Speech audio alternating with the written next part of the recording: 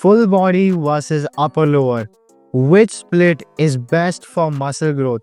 Is it the split which David Lade is using over here, or is it the split which Dorian is using over here? So let's find out. So, forgot the moisturizer. Oh, okay. Oh, these kind of splits are popularized by social media. I mean, these were splits which are being used by a lot of people. If you know, trained by JP, he was someone who's been using this split for a pretty long period of time until he switched to push-pull legs. These splits are not really something which are new. It's just now resurfaced into the science-based lifting community because of certain kind of people. But anyway, so we are going to be talking about these kind of splits, and let's talk about which split is good, which split is bad, the pros and cons of each given split, which we will be going over. Uske accordingly, you can figure out if this kind of split is good for you and if this split is not good for you, right? So let's get right into it without wasting any time of yours. First thing, full body. What does full body mean? It's not what Paul Carter thinks full body mean. Paul Carter usually just calls a full body split just like a chest press, lat pull down, and a hip thrust, and that's a full body for him. But that's not really how a full body is, right? So a full body is when you're training the whole body in general, right? So you train all these given muscle groups, usually done in 3 to 4 times a week kind of fashion. If you see, a lot of people are going to be running something called a full body every other day kind of split, where you'll be training 1 day full body and 1 day rest, 1 day full body and 1 day rest. Now that kind of split doesn't really follow the weekly synchronous cycle. What a weekly synchronous cycle basically means, like it follows the Monday to Sunday ka pattern, but that kind of split doesn't really do that. But yeah, unless like you're running that, you're gonna be either way like doing Monday, Wednesday, Friday full body, right? 3 times a week. So one more thing is you get to hit a lot of these muscle groups, like a lot of muscle groups you can hit pretty well on like an everyday kind of routine. One good thing about full body routine is like per session volume is gonna be low, right? Per exercise volume is gonna be low, because again, if you like spend most of your time just doing like 5 sets of fucking barbell bench press on a full body session, you're cooked. You're literally cooked, right? You cannot do much on that anymore, right? So it is kind of a split which you will require to have a smart programming, right?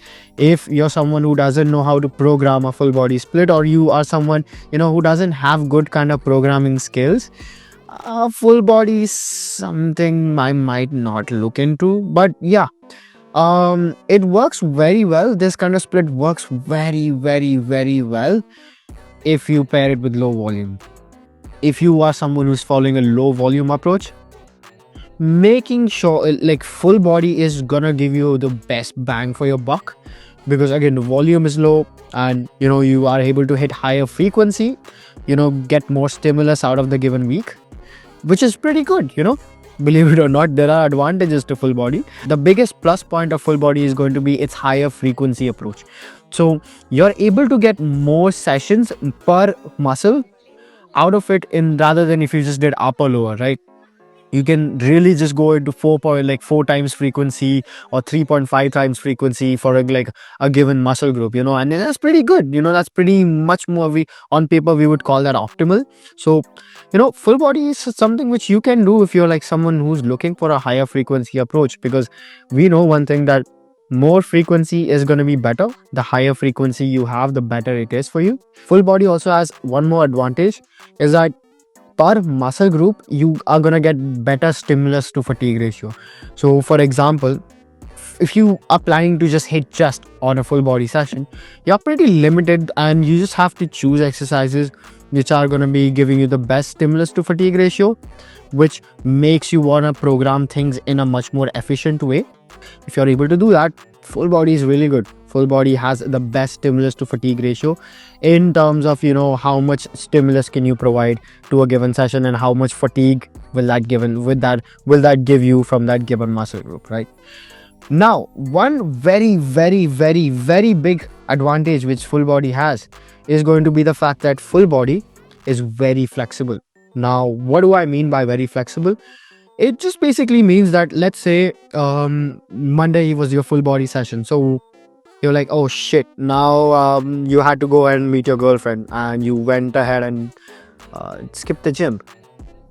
What do you do next? The next thing which you'll do is, again, you can go on Tuesday and the cycle will literally fix itself out in the next week itself. You don't really have to be that less flexible with it. You can be really flexible with full body.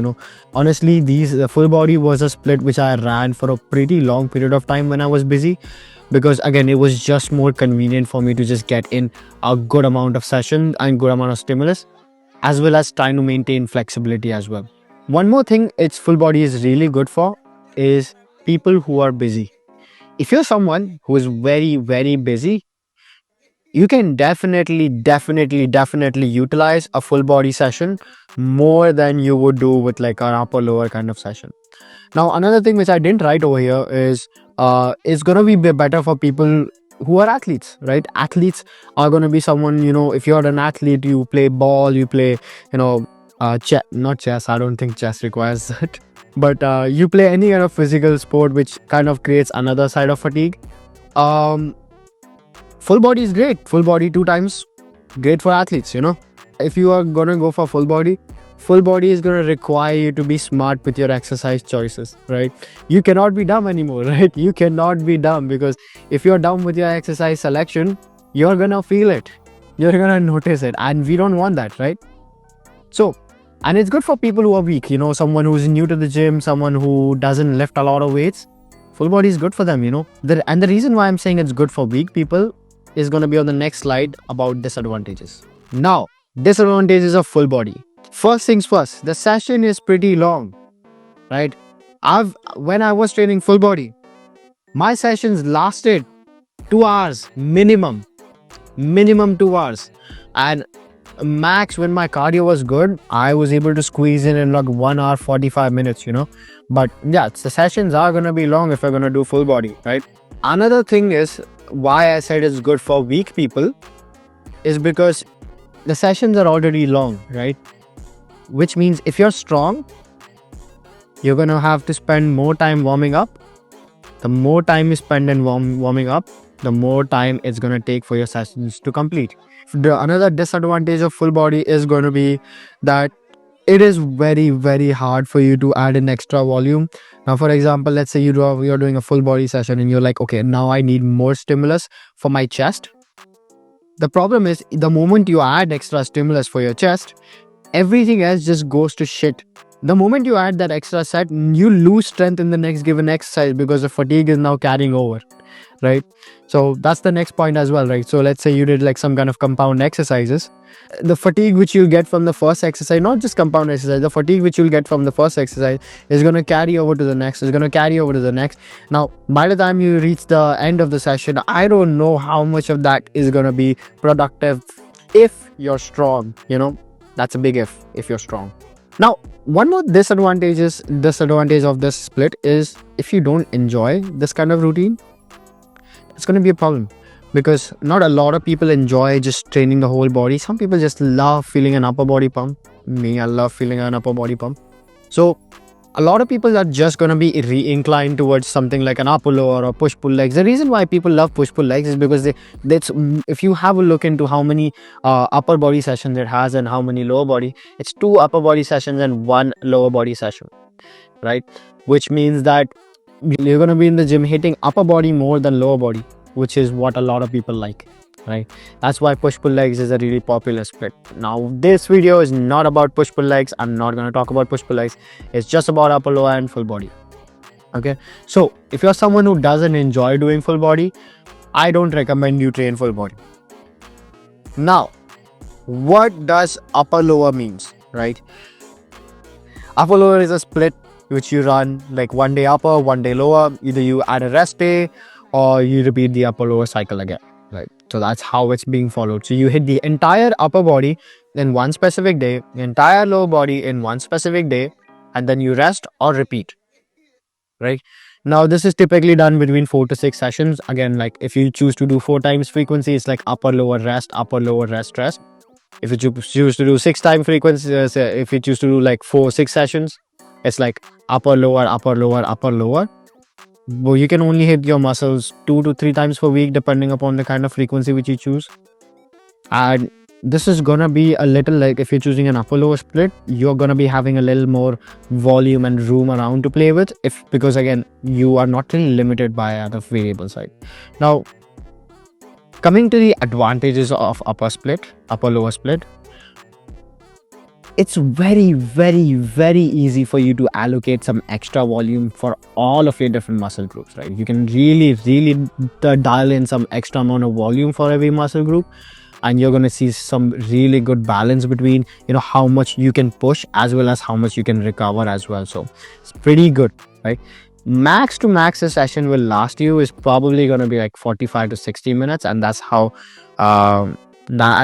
long it takes for me to complete my session. I don't know about you. If your cardio is bad, you might take longer, or if your programming is bad, you might take longer. But one very good advantage of upper lower split is you can really get done with the session in 45 to 60 minutes, right?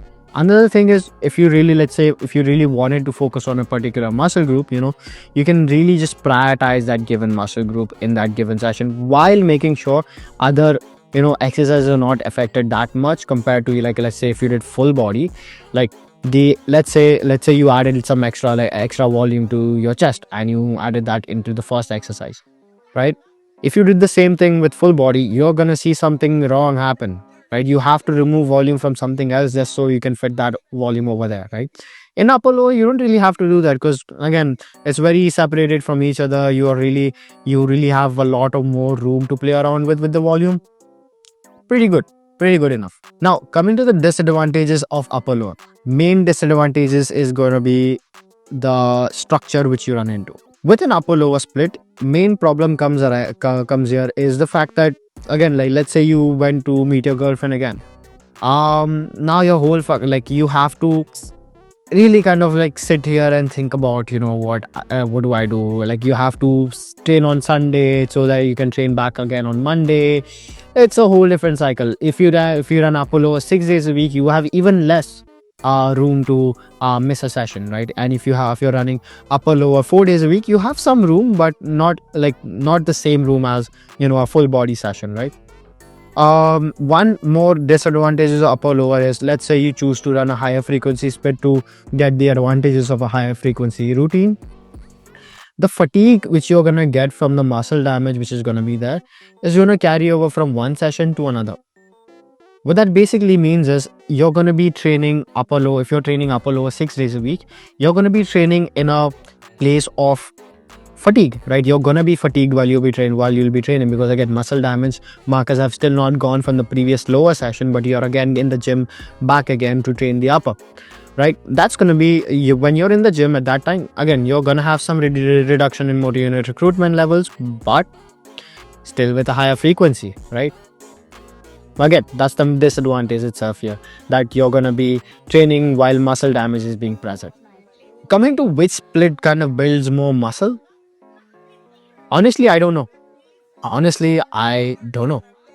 Because in the literature, what we have is we don't really have a clear data on which split is best for muscle growth. What we have is what kind of frequency is better for muscle growth, and it's always likely that a higher frequency is always better for muscle growth.